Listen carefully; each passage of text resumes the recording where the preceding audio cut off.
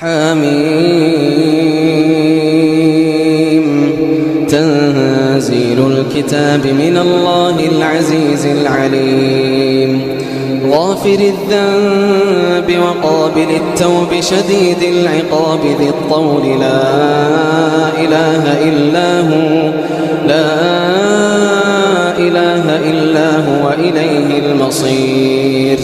ما يجادل في آيات الله إلا الذين كفروا فلا يغررك تقلبهم في البلاد كذبت قبلهم قوم نوح والأحزاب من بعدهم وهمت كل أمة برسولهم ليأخذوه وجادلوا بالباطل ليدحضوا به الحق فأخذتهم فكيف كان عقاب وكذلك حقت كلمة ربك على الذين كفروا أنهم أصحاب النار الذين يحملون العرش ومن حوله يسبحون بحمد ربهم ويؤمنون به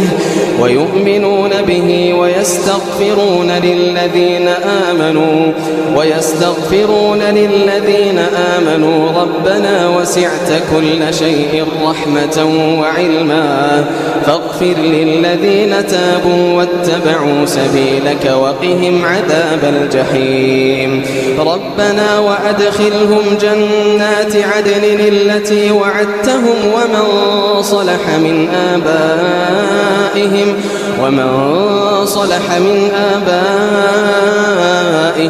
وأزواجهم وذرياتهم إنك أنت العزيز الحكيم وقهم السيئات ومن تق السيئات يومئذ فقد رحمته وذلك هو الفوز العظيم إن الذين كفروا ينادون لمقت الله أكبر من مقتكم أنفسكم إذ تدعون إلى الإيمان فتكفرون قالوا ربنا أمتنا اثنتين وأحييتنا اثنتين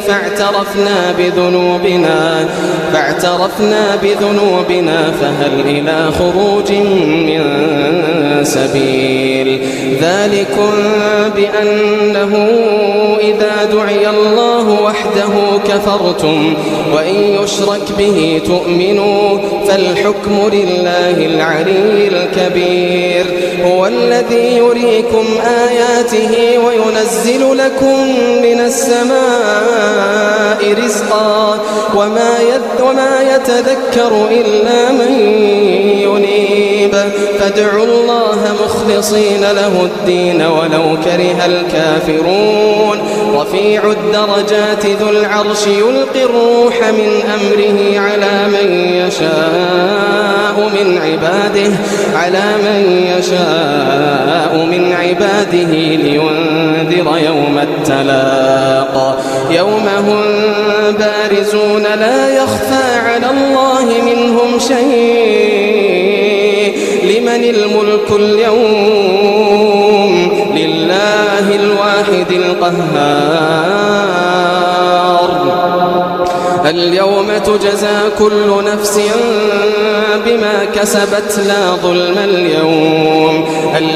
تجزى كل نفس بما كسبت لا ظلم اليوم إن الله سريع الحساب وأنذرهم يوم الآزفة إذ القلوب لدى الحناجر كاظمين ما للظالمين من حميم ولا شفيع يطاع يعلم خائنة الأعين وما تخفي الصدور والله يقضي بالحق والذين يدعون من دونه لا يقضون بشيء إن الله هو السميع البصير أولم يسيروا في الأرض فينظروا كيف كان عاقبة الذين من قبلهم أولم يسيروا في الأرض فينظروا كيف كان عاقبة الذين كانوا من قبلهم كانوا هم أشد منهم قوة وآثارا في الأرض فأخذهم الله بذنوبهم وما كان لهم من الله من واق. ذلك بأنهم كانت تأتيهم رسلهم بالبينات فكفروا فأخذهم الله إنه قوي شديد العقاب. ولقد أرسلنا موسى بآياتنا وسلطان مبين إلى فرعون وهامان وقارون فقالوا ساحر كذاب فلما جاءهم بالحق من عندنا قالوا اقتلوا أبناء الذين آمنوا معه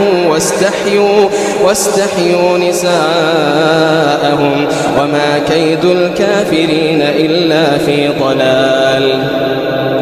وقال فرعون ذروني أقتل موسى وليدع ربه إني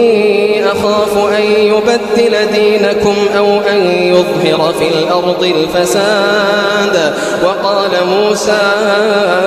إني عذت بربي وربكم من كل متكبر لا يؤمن بيوم الحساب. وقال رجل مؤمن من آل فرعون يكتم إيمانه أتقتلون رجلا أن يقول ربي الله وقد جاءكم بالبينات من ربكم وإن يك كاذبا فعليه كذبه وإن يك صادقا يصبكم بعض الذي يعدكم إن الله لا يهدي من هو مسرف كذاب. يا قوم لكم الملك اليوم ظاهرين في الأرض فمن ينصرنا من بأس الله إن جاءنا. قال فرعون ما أريكم إلا ما أرى وما أهديكم إلا سبيل الرشاد. وقال الذي آمن يا قوم إني أخاف عليكم مثل يوم الأحزاب مثل دأب قوم نوح وعاد وثمود والذين من بعدهم وما الله يريد ظلما للعباد. ويا قوم إني أخاف عليكم يوم التناد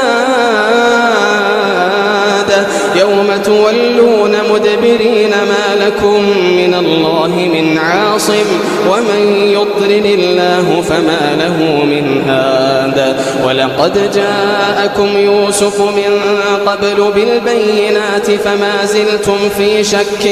مما جاءكم به حتى إذا هلك قلتم لن يبعث الله من بعده رسولا كذلك يضل الله من هو مسرف مرتاب. الذين يجادلون في آيات الله بغير سلطان أتاهم إن في صدورهم إلا كبر ما هم ببالغيه كبر مقتا عند الله وعند الذين آمنوا كذلك يطبع الله على كل قلب متكبر جبار. وقال فرعون يا هامان ابن لي صرحا لعلي أبلغ الأسباب أسباب السماوات فأطلع إلى إله موسى وإني لأظنه كاذبا.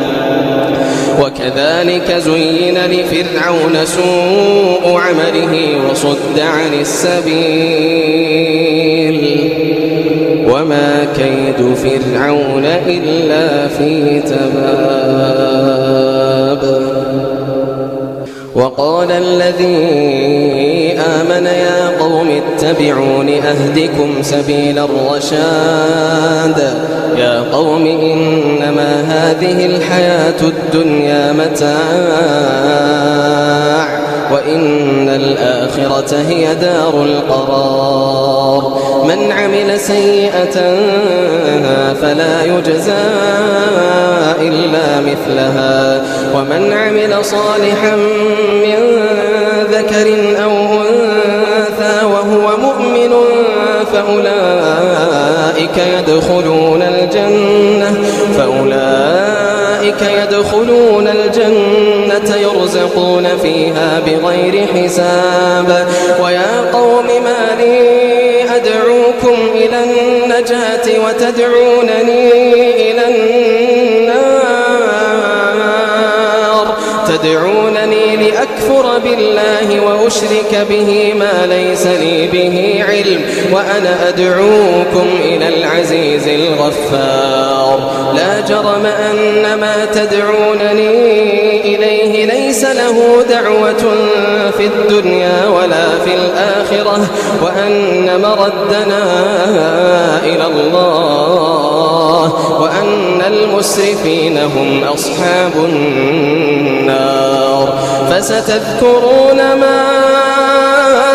أقول لكم وأفوض أمري إلى الله فستذكرون ما أقول لكم وأفوض أمري إلى الله فستذكرون ما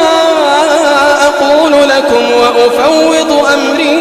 إلى الله إن الله بصير بالعباد فوقاه الله سيئات ما مكروا وحاق بآل فرعون سوء العذاب النار يعرضون عليها غدوا وعشيا ويوم تقوم الساعة أدخلوا آل فرعون أشد العذاب وإذ يتحاجون في النار فقال الضعفاء للذين استكبروا إذ يتحاجون في النار فيقول الضعفاء للذين استكبروا إنا كنا لكم تبعا فيقول الضعفاء للذين استكبروا إنا كنا لكم تبعا فهل أنتم مغنون عنا نصيبا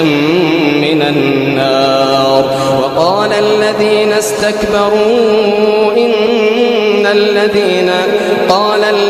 استكبروا إنا كل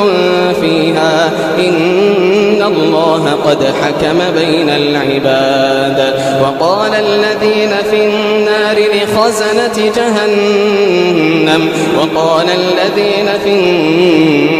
لخزنة جهنم ادعوا ربكم يخفف عنا يوما من العذاب قالوا أولم تك تأتيكم رسلكم بالبينات قالوا بلى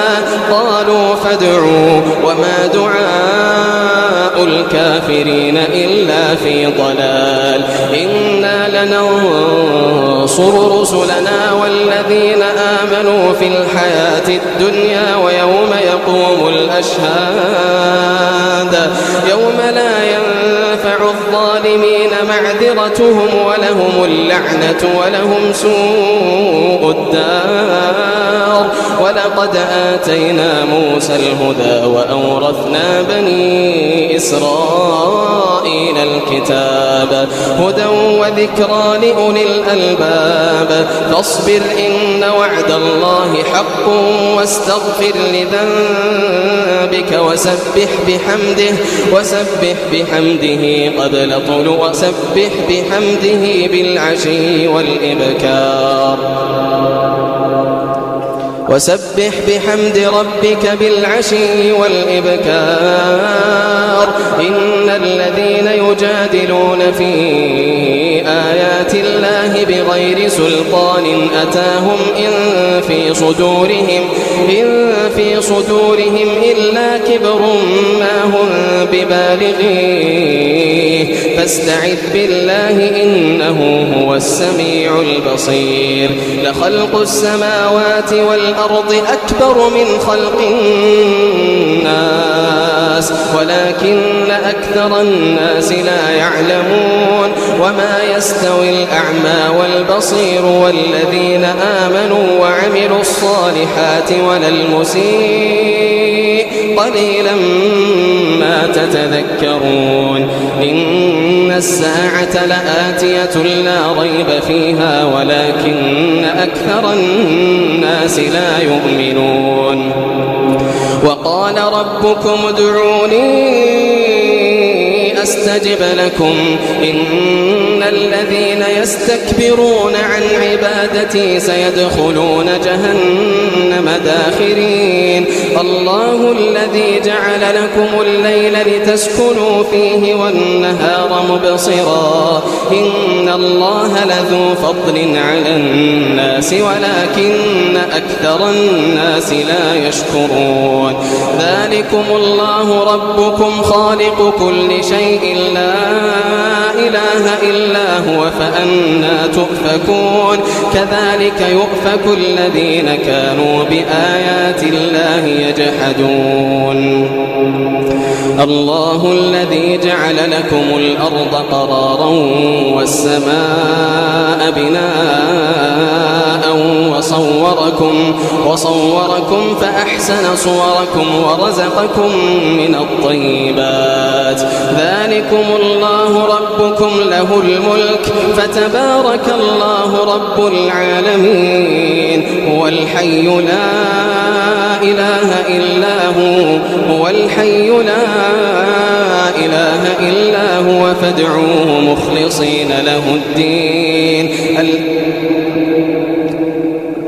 ذلكم الله ربكم فتبارك الله رب العالمين هو الحي لا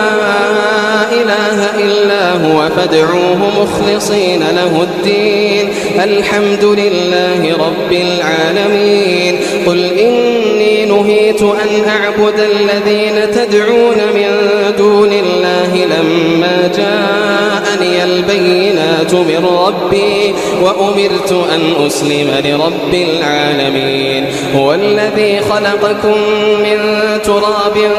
ثم من نطفة ثم من علقة ثم يخرجكم طفلا ثم لتبلغوا أشدكم ثم لتكونوا شيوخا ومنكم من يتوفى من قبل ولتبلغوا أجلا مسمى ولعلكم تعقلون هو الذي يحيي ويميت فإذا قضى أمرا فإنما يقول له كن فيكون ألم تر إلى الذين يجادلون في آيات الله أنى يصرفون الذين كذبوا بالكتاب وبما أرسلنا به رسلنا فسوف يعلمون إذ الأغلال في أعناقهم والسلاسل يسحبون في الحميم ثم في النار يسجرون ثم قيل لهم أين ما كنتم تشركون من دون الله قالوا ضلوا عنا بل لم نكن ندعو من قبل شيئا كذلك يضل الله الكافرين ذلكم بما كنتم تفرحون في الأرض بغير الحق وبما كنتم تمرحون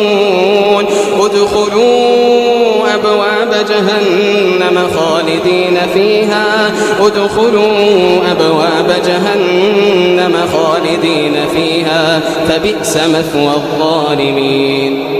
فبئس مثوى المتكبرين فاصبر إن وعد الله حق فإما نرينك بعض الذي نعدهم أو نتوفينك فإلينا يرجعون. ولقد أرسلنا رسلا من قبلك منهم من قصصنا عليك ومنهم من لم نقصص عليك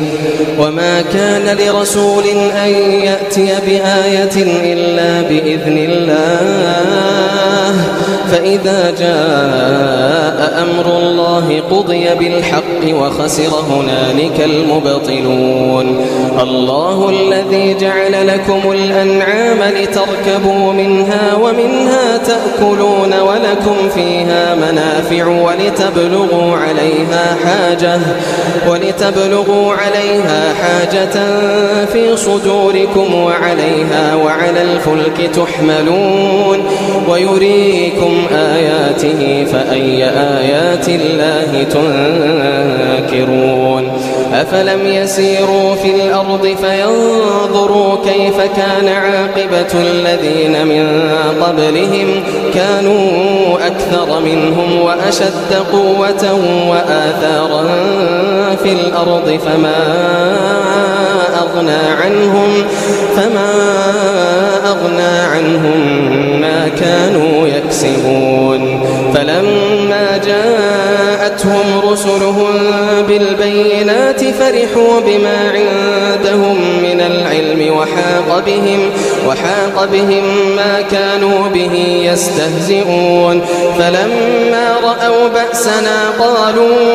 آمنا بالله وحده وكفرنا بما كنا به مشركين. فلم يك ينفعهم إيمانهم لما رأوا بأسنا سنة الله التي قد خلت في عباده وخسر هنالك الكافرون.